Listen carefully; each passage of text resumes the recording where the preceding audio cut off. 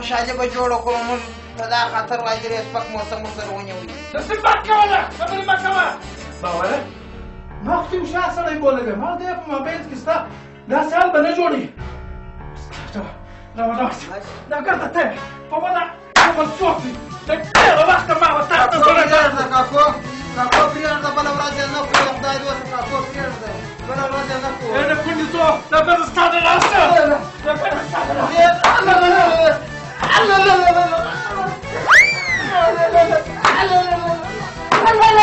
چې بیا دې ونه وینم بیا نه کوم ولې نه بس خبرې مه کوه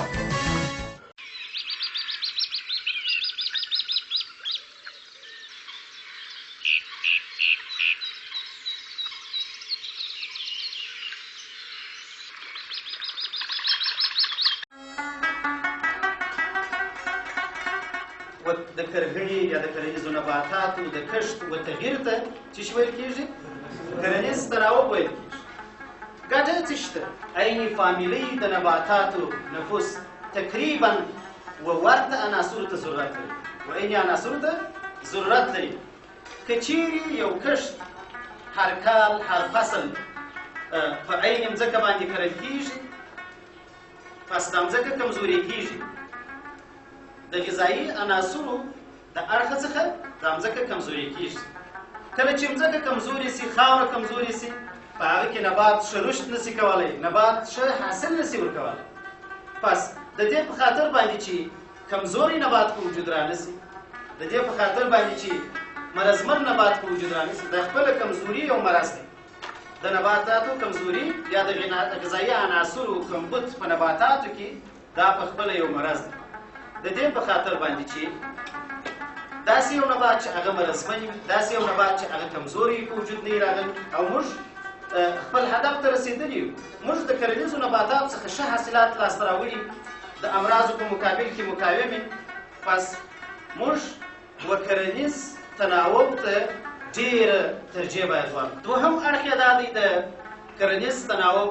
چې هغه آفات چې هغه د یو فامیل پر یوه سپیشیز باندې حمله کوي او یا د هغو څخه تغذیه کوي هغه د دې فامیل پر یو بل سپیشیز باندې هم حمله کوي. د دې فامیل د یو بل سپیشیز څخه هم تغذیه کوي. د دې په خاطر چې و امراضو ته یا و ناروغیو د ناروغیو عاملینو ته یو بدیل نبات نه وي پیدا سوی. پس موږ باید نباتات چې په دغه فامیل پورې اړه ولري هغه ونه کرو په راتلونکي کال کې یا په بل کال کې حد اقل 3 کاله وقفه باید ورکړو. هغه نبات چې په یو کرنیزه ساحه کې کرل کېږي تر 3 کاله پورې باید هغه نبات بیا په دې ساحه کې ونه کرل شي. 3 کاله حتما دا ضرور دی چې باید وقفه ورکول شي د عین نبات کرلو ته په عین ساحه کې. لاسته راوړنه به یې دا وي چې کرنیز نباتات به په آفاتو باندې د نورو په نسبت باندې ډېر کم اخته کېږي. بله ګټه به یې دا وي چې هغه د غذایي عناصرو کمبود یا کمزوري چې موږ ویل چې دا په خپله یو مرض دی چې په نباتاتو کې منځته راځي د دې مخه به هم نیول شوي. پس زموږ توصیه دا ده بزګر ته و خلکو ته چې کرنیز تناوب باید مراعات کړي. عیني کښت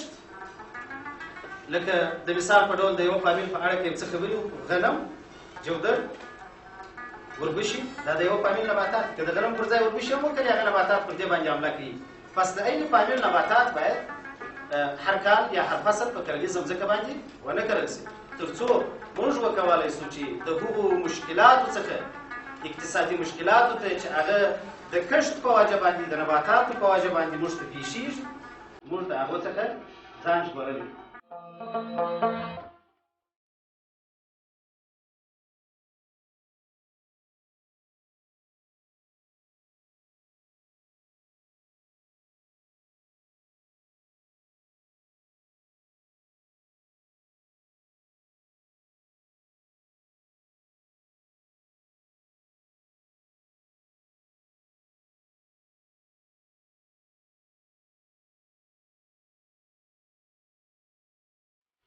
سلام علیکم ولي محمد. وعلیکم سلام سمه جان جوړه په خیره ستړي مشه څنګه ښه جوړه شکر دی فضل د خدای دی خیر وي دا څه کوي چې دوا پاشه خو ظلمونه ودرته ویلي چې دوا ما پاشه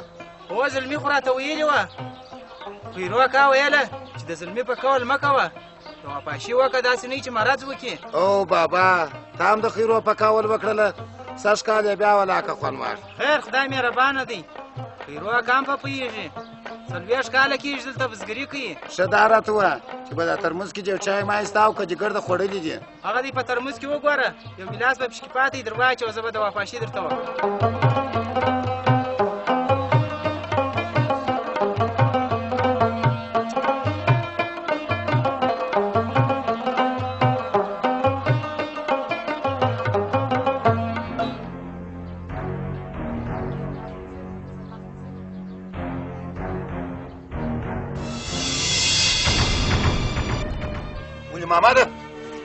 ولي محمد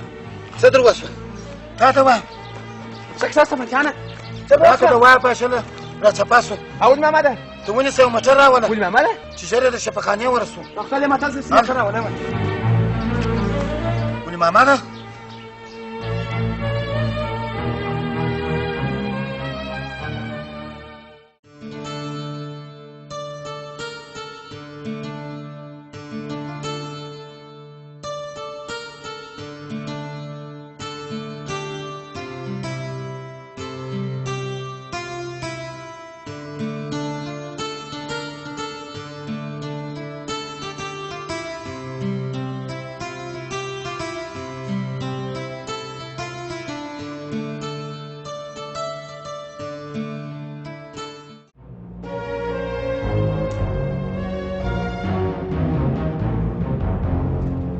ومتلسو ما دلته ایښې وه چا واخیسته خو دغه د کتابو سره باندې شوه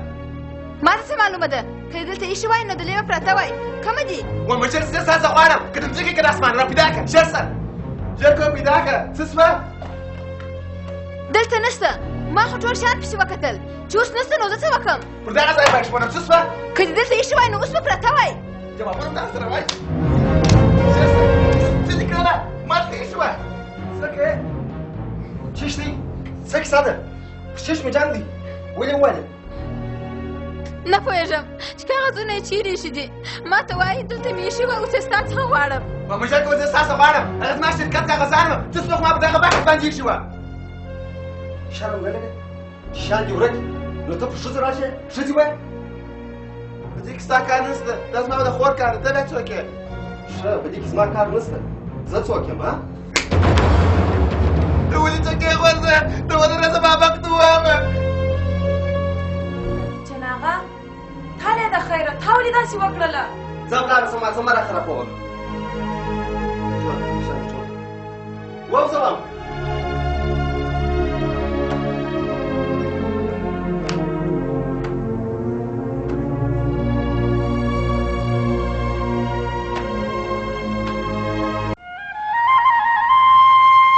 السلام علیکم ولي محمد رضوان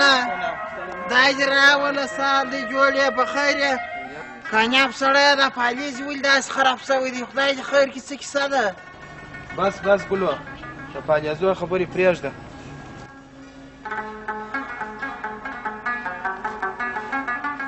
خدای دې خیر کړي کامیاب سړی د یو چا سره خو دې جنګ منګ نه دی کړی ته هم داسې خوابه دې پوهېږې رامعلومېږي چې څه کیسه ده ولې به نه یم خوابادی ګلو ځوانه خدای دې د دې کور خراب کړي سم دم پالیز یې راوچ کړي مال 6 کال به دې اصول واخلې او الور به ور ادا کړې ښځه به د پلار د کوره راولاړه کړې خو هر څه مې په اوبو لا وسوه ولي محمد ځوانه دا څوک دی چې دغه شرای ورته کوي پوهېږې او څه تاوان یې در رسولی دی ته ما زما ته ووایه لکه وایه ګلو څه د نامه پوښتنه یې کوې چې ما او دی سره مخامخ سو بیا به زه د ده سره جوړ سم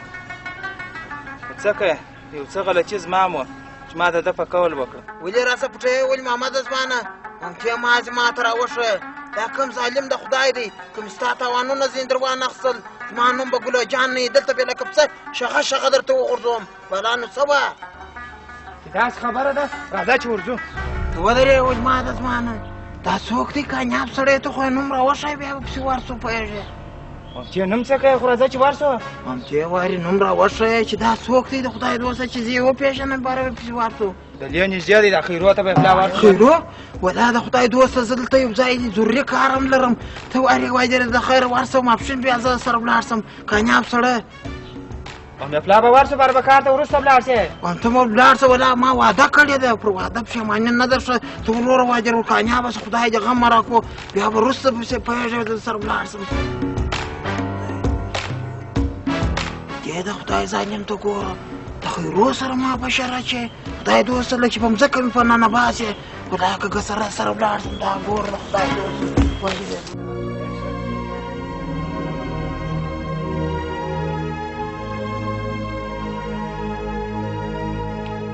وایم ته څوک یې چې ته زما زوی وې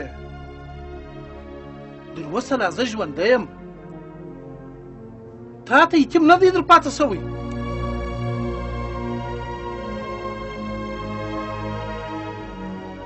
کاکو ته ولې په خبره سر نه خلاصوې ما پر چش والی دی ته خو یې وارې په کیسه ځان خبر که که زما دا نه منې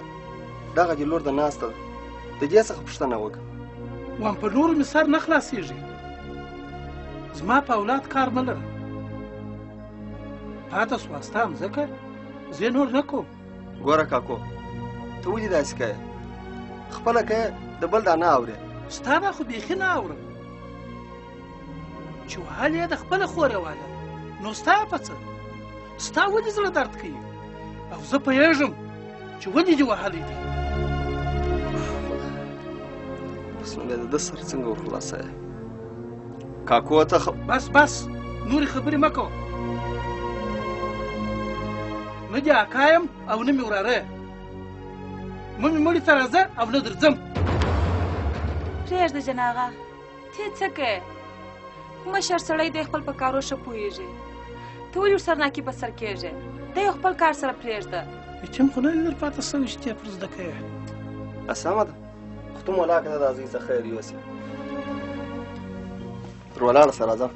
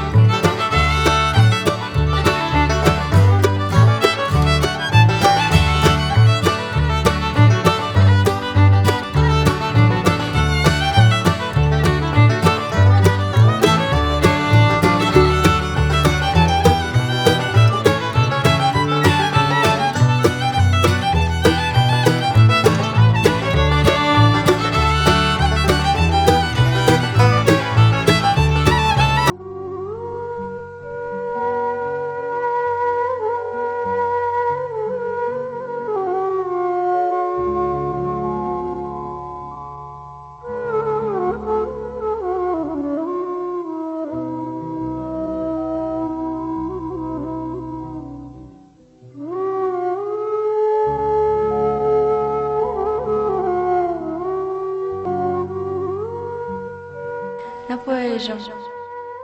چې په دې وطن کې په ښځو څه ظلمونه روان دي د دې ټولنې ښځې څومره کمزورې دي چې په دې وطن کې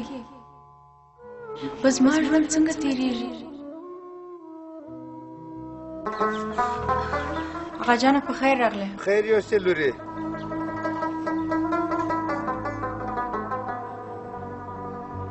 لورې ولې داسې خوابدې ناسته خوابدې نه یم اغا جانه مبارک چې څه ستا دپاره مې کار پیدا کړي چیرې په هغه پورته سیمه کې یو کلینیک دی د هغه ځای مشر چې اوس ما هم سیمپي و ما ستا د کار په باره کې ورته وویل هغه ور راځي چې موږ داسې خلکو ته ضرورت لرو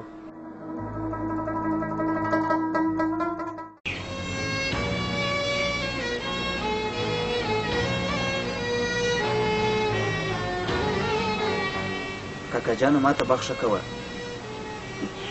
تا پر ما ډېر احسانونه کړي دي زه ستا هر احسان منم زه چې وروزلم غږ دې کړلم ما ډېر ګران دی ستا هره خبره زه منم خو زه باید تعلیم هم وکړم ځکه چې تعلیم یوازې زه نه دغه ټوله سیمه ضرورت ورته لري. زه باید لاړ شم درس ووایم. او بل زما د پلار هم دغه ارمان چې زه باید درس ووایم. زه خوشحاله یم په دې خاطر چې پوهنتون ته کامیابه شوی یم او خوابدې په دې یم چې خپل کاکا جان یوازې پرېږدم. کاکا جانه ماته بخښه کوه دا چې زه دا یوازې پرېږدم. زه درته ځمه نو خو په خپلو دعاګانو کې بې یاد ساته. د خدای په امان.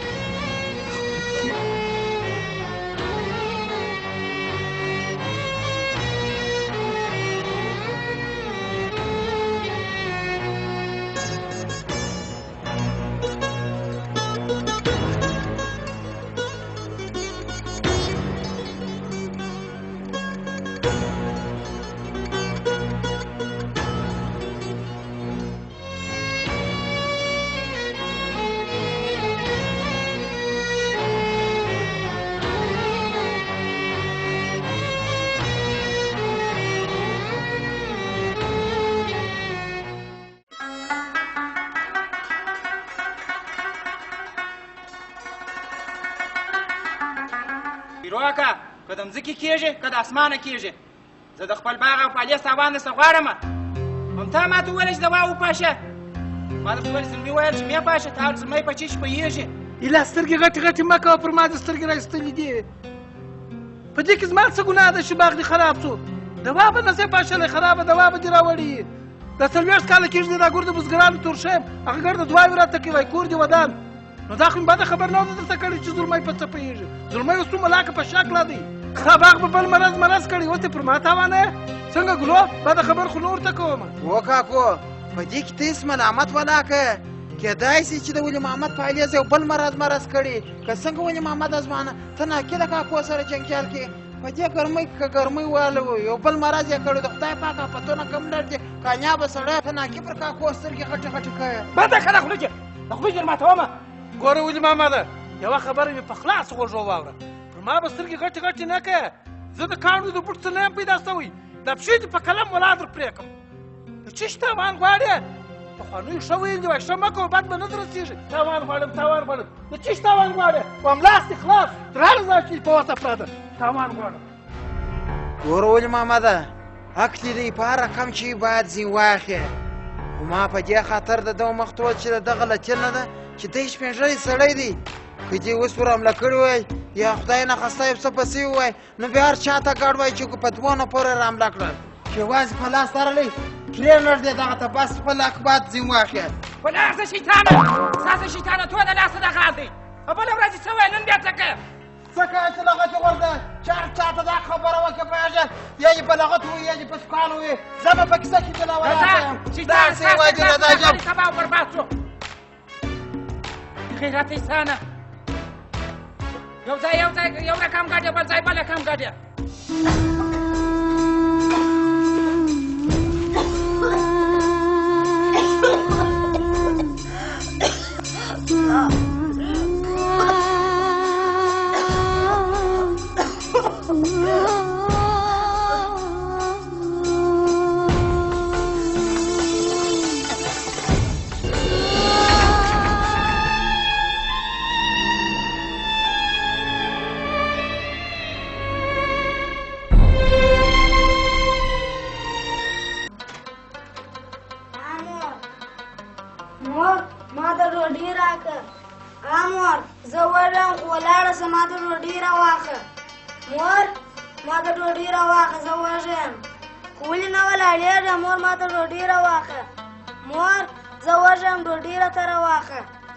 مور ته ولاړ ستا پیسې راواخله غجان ونیوه د پیسې دفتر ته راوړه هغه سړي ته یې لیکچر کوي.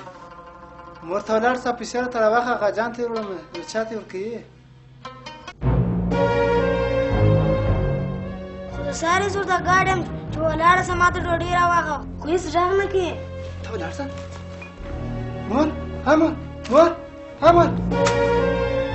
مور